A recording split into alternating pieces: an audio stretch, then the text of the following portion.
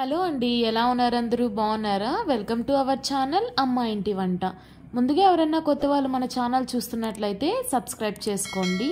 ఈరోజు ఎంతో టేస్టీగా ఉండేటటువంటి కొబ్బరి పులావ్ ఎలా చేసుకోవాలో చూపిస్తానండి.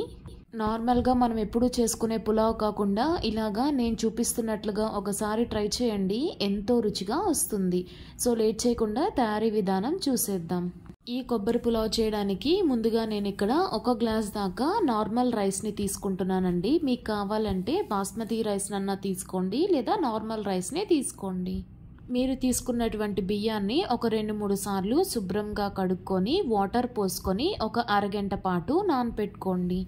అరగంట పాటు నానపెట్టుకోవడం వల్ల అన్నం అనేది చక్కగా పొడి పొడిగా వస్తుందండి. బియ్యం నానపెట్టుకున్న తర్వాత కొబ్బరి పాలను తయారు చేసుకుందామండి. నేను ఇక్కడ ఒక ఫుల్ టెంకాయని తీసుకొని ఇలా కొబ్బరి ముక్కలుగా కట్ చేసుకొని తీసుకున్నాను. ఇలా చిన్న ముక్కలుగా కట్ చేసుకోవడం వల్ల మిక్సీ జార్లో మిక్సీ పట్టుకోవడానికి ఈజీగా ఉంటుందండి.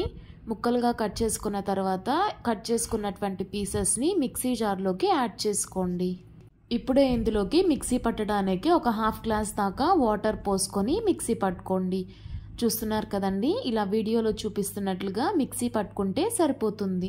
ఇప్పుడు ఒక గిన్నె తీసుకొని ఇలా వీడియోలో చూపిస్తున్నట్లుగా క్లాత్ని కానీ లేదంటే జల్లెడ్ని కానీ తీసుకొని మనం మిక్సీ పట్టుకున్నటువంటి కొబ్బరిని యాడ్ చేసుకొని స్ట్రెయిన్ చేసుకోండి. చూస్తున్నారు కదండి, ఇలా వీడియోలో చూపిస్తున్నట్లుగా స్ట్రెయిన్ చేశారంటే కొబ్బరి పాలు అనేది చక్కగా సపరేట్ అయిపోతాయండి. మనం తీసుకున్నటువంటి 1 గ్లాస్ బియ్యానికి 2 గ్లాసులు కొబ్బరి పాలు కావాలండి. మనం స్ట్రెయిన్ చేయంగా మిగిలినటువంటి కొబ్బరిని ఇంకొకసారి మిక్సీ జార్లో యాడ్ చేసుకొని ఒక 1/2 గ్లాస్ వాటర్ పోసుకొని మరలా మిక్సీ పట్టండి.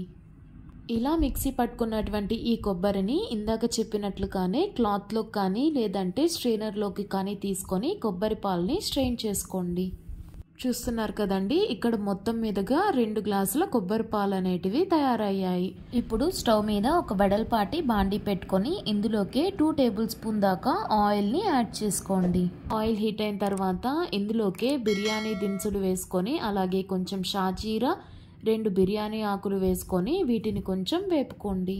ఇవి కొంచెం వేగిన తర్వాత ఇందులోకి 2 మీడియం సైజ్ ఉల్లిపాయ తరుగు అలాగే 4 లేదా 5 పచ్చిమిర్చిని మధ్యలోకి కట్ చేసుకొని వేసుకోండి. ఉల్లిపాయ అనేది ఎంత ఫైన్గా చాప్ చేసుకుంటే అంత బాగుంటుందండి.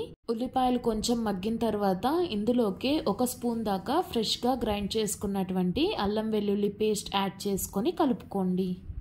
అల్లం వెల్లుల్లి పేస్ట్ వేగిన తర్వాత ఇందులోకి సన్నగా కట్ చేసుకున్నటువంటి క్యారెట్ ముక్కలు అలాగే బీనీస్ ముక్కలు వేసుకొని కలుపుకోండి. నేను ఇక్కడ క్యారెట్, బీనీస్ అలాగే ఆలూని యాడ్ చేసుకుంటున్నానండి. మీకు నచ్చినటువంటి వెజిటేబుల్స్ని మీరు యాడ్ చేసుకోవచ్చు. ఆలు కూడా యాడ్ చేసుకొని ఒకసారి కలుపుకొని ఇందులోకి 1 టేబుల్ స్పూన్ దాకా సాల్ట్ని యాడ్ చేసుకొని కలుపుకోండి. అలాగే ఇందులోకి కొంచెం జీడిపప్పులను కూడా యాడ్ చేసుకొని కలుపుకోండి. మీకు ఇష్టమైతే నానపెట్టుకున్నటువంటి బాదం పప్పుల్ని కూడా యాడ్ చేసుకోవచ్చు. వెజిటేబుల్స్ కొంచెం మగ్గిన తర్వాత ఇందులోకి మనం నానపెట్టుకున్నటువంటి బియ్యాన్ని యాడ్ చేసుకొని మనం సపరేట్ చేసుకున్నటువంటి కొబ్బరి పాలను కూడా యాడ్ చేసుకొని కలుపుకోండి. ఇక్కడ మీకు ఇష్టమైతే 2 గ్లాసుల కొబ్బరి పాలని యాడ్ చేసుకోండి, లేదంటే 1 గ్లాస్ కొబ్బరి పాలు అలాగే 1 గ్లాస్ వాటర్ని యాడ్ చేసుకోండి, సరిపోతుంది. మనం యాడ్ చేసుకున్నటువంటి 1 టేబుల్ స్పూన్ సాల్ట్ అనేది కరెక్ట్గా సరిపోతుందండి. మీరు ఒకసారి కావాలంటే రుచి చూసుకొని రుచికి సరిపడా సాల్ట్ని యాడ్ చేసుకోండి. ఇప్పుడు ఇందులోకి కొంచెం కొత్తిమీర తరుగు అలాగే 1 స్పూన్ దాకా గరం మసాలాని యాడ్ చేసుకొని కలుపుకోండి.